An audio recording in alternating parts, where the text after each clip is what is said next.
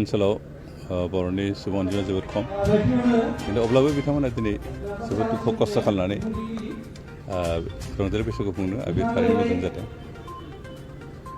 बेबायदि बेरायनो फैनाय जायाखैमोन दिनैनो फैदों सिगाङाव फैदोंब्लाबो स्रेद स्राद बिदि रावखौ लोगो हमनाय जायामोन।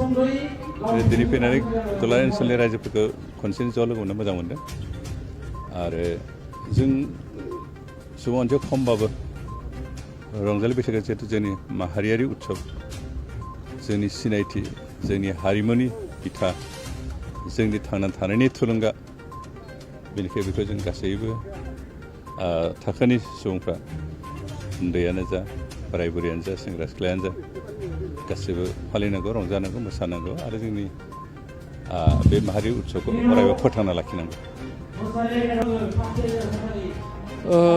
जोंथ' दुखु फोरमायनाय जिउ दिनै बैसागु खुंनाय समावनो जिखुनु समाव जोंनि जोहोलावफोर जोंनि सुबुं जिउ गोमाजानायखौ अरायबो दुखु फोरमायो। खिन्थु बे रंजानाय बोथोर समाव जिउ गोमानाया आरो बारासिन दुखुनि बाथ्रा जाबाय। अब्लाबो जों बैसागु खुंनाय समाव एसे साबधान जानाया मोजां। बेखे रंजानाय मा होनो बांद्राय केयार लायाजासे जुदि बिदि रंजानो थाङो मालाबा खैफोद जायो बेनिखायनो एसे केयारफुल जानाया आरो बेखौ जोंनि गार्जेनफ्रा गाव गावनि गथ'फोरखौ बेबायदि रंजालि बैसागु मोसानो थांनायाव माब्रै थांगोन बबेजों थांगोन सोरजों थांगोन बे बाथ्राखौ एसे नोजोर होनाय लायोबा मोजां जागोन नाबा आरो बिदि खैफोद जागोन बेबायदि दाजाथों उनाव बेखौनो खरसा खालामो। बेखे बर' सुबुङा जिखिनि रंजालि बैसागु खुंदों बेथ' जोंनि ट्रेडिसनेल ड्रेसखौनो गानदों। मालाबा समाव गुबुन जातिफ्रानो बर'नि हारिमु देखायनो थांनानै माबा गोरोन्थि मावो बेखौ जों बिथांमोनखौसो फोरोंनाया मोजां।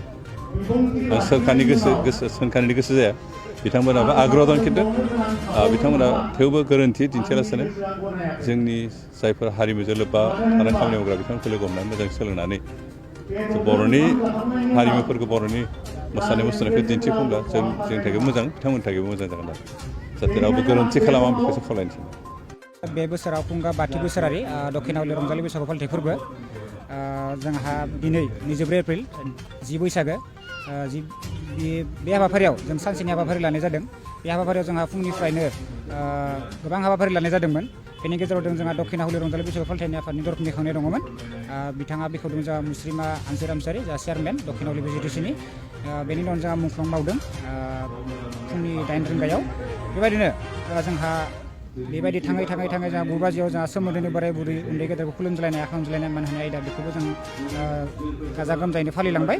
जोंहा बेनि उनाव रेजेंगा जानाय दङमोन 9 बाजियाव बेखौबो जोङो गाजा गोमजायैनो फालिलांबाय। थिग बेबायदिनो जोंहा दा जागासिनो दङ। बे गेवलां मेलाव जोंहा लिंहरजानाय आलासि हिसाबै दङमोन जोंहा बिटिआरनि deputy chief CEM mister Gobinda Chandra Basumatary बिथांखौ जों हांख्रायनानै लाबोदों आरो जोंहा मोनाबिलि दं बेयाव जोंहा लिंहरजानाय मुंदांखा देंखोगिरि दं रुबिन बर' लोगोसेनो बिथांजों लोगोसे जोंहा रितामनि बर' आरो जोंहा हारिमु मोदाय बिलिफाङाव लिंहरजानाय थारमाने बेखेवगिरि हिसाबै दं जोंहा केसेट आर्टिस्ट लकेल जोंनिनो बिजय कुमार ब्रह्म। बेखिनि हाबाफारिखौ जों लानाय जादोंमोन आरो जोंहा बे हाबाफारिया सानसेनि हाबाफारि दिनै 24 एप्रिल बेखौ जों सानसेनि हाबाफारि लानाय जादों।